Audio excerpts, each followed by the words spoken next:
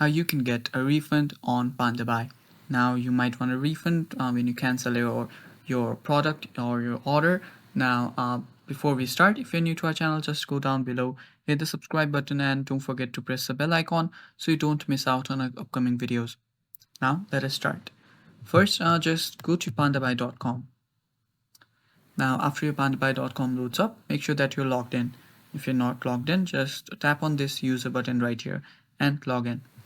Now after you've logged in, just hover on to your profile option right here and go to order. Now after you own order, you'll be able to see all of your orders right here.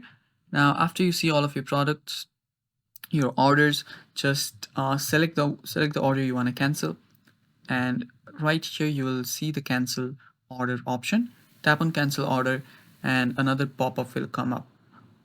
Now in that pop-up, make sure that you select the product and the reason for cancellation. Now the reason can be whatever you say, maybe you don't want it anymore.